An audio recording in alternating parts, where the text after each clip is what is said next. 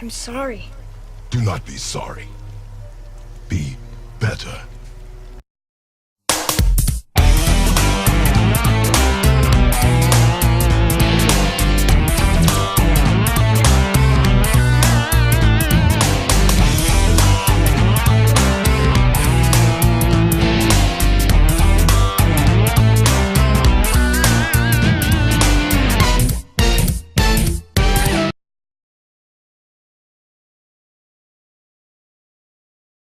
Hey, what's up everybody? This is Alex Molina93 here.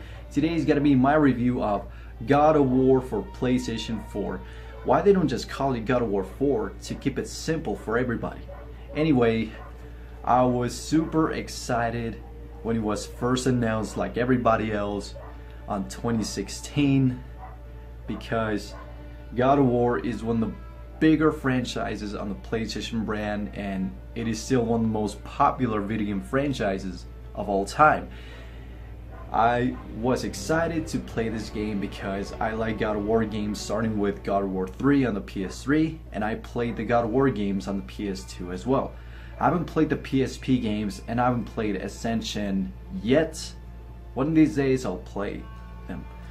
But we'll discuss God of War 4 as well. I'll call it like that to make it simple. So yeah, I mean, I was having a lot of fun. I'm really enjoying it as well, and I want to discuss everything about this game. I mean, it is kind of late to make a review of this because I was kind of busy with my work and a lot of stuff that I was doing in my life, but nevertheless, it is not too late to bring up my review of God of War 4. So let's get started, shall we? Presentation of God of War 4 now represents the Norse mythology setting. It takes a very different direction this time. This whole new story begins in the next era for the entire series, since it no longer takes place on Greek mythology.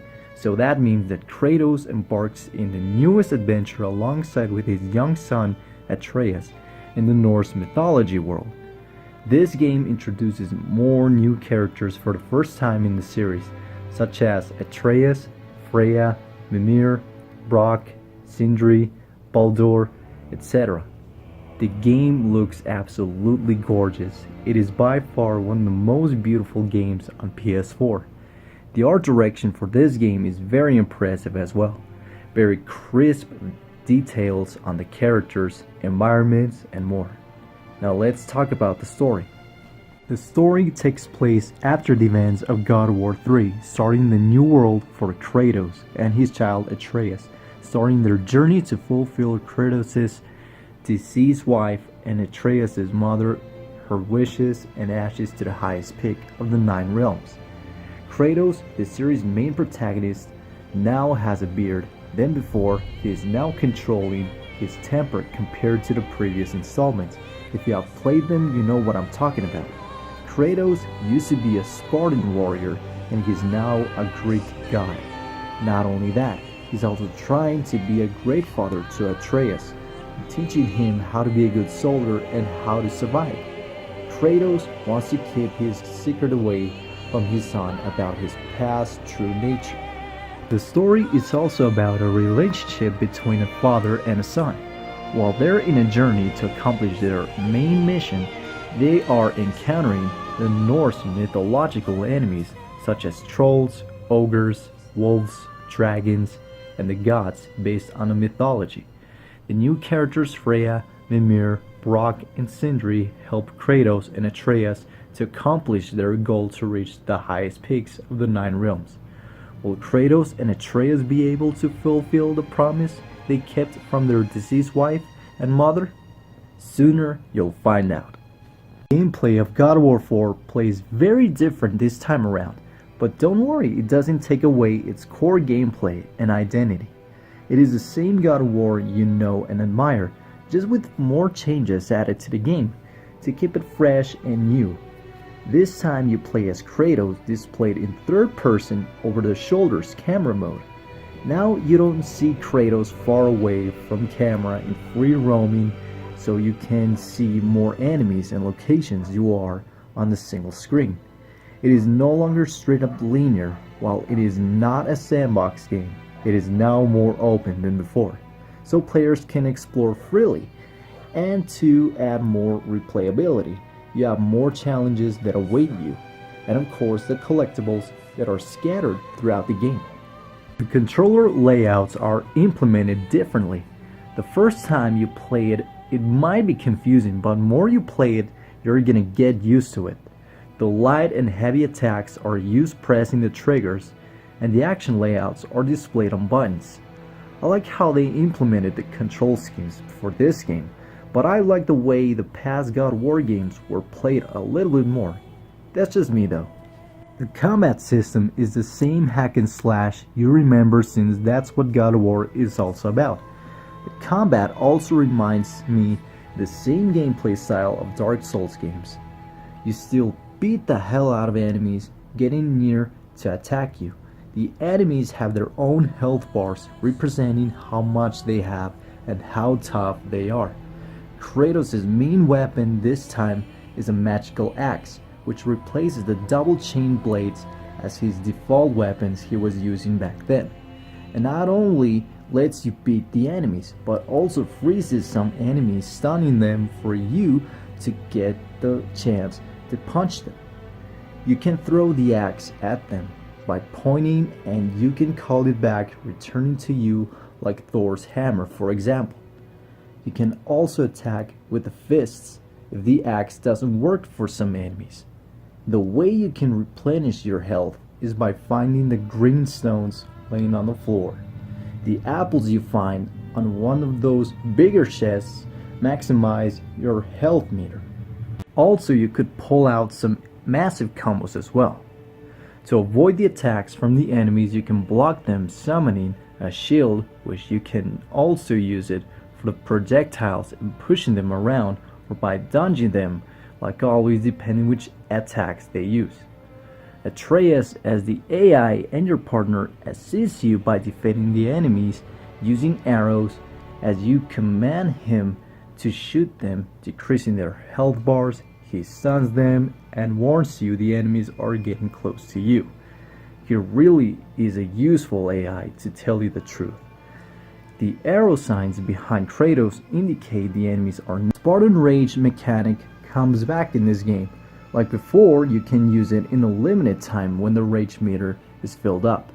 To fill up the meter, you need to hit more enough enemies or finding the redstones laying on the floor. When the rage meter is ready, you press both control sticks, making you invincible, and helps you replenish your health meter when you punch them. Also, the horns you find on bigger chests maximize your rage meter. The bosses in this game are epic. In my opinion, the bosses in God of War 3 are the best, but these bosses you fight in God of War 4 are very well made and are challenging for sure. The elements that were standard from the previous installments are cut, such as jumping and swimming. No longer you press a button anytime to jump. This time you only jump on ledges, like you do in the Legend of Zelda games, for example. And swimming is not available either. Instead, you travel on the boats.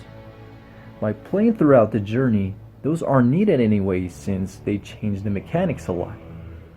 God of War 4, just like the recent ones, it has more puzzles. Atreus is there to help you in some certain puzzles, like in small areas he can go through, reading foreign languages that are written, pressing the switches, passing the chains to you for you to climb, and indicating him where to shoot the arrows. I like the way how they are structured. They make you think on how smarter you are. The quick time events sometimes occur in this game, and they rarely appear in some occasions throughout the battles.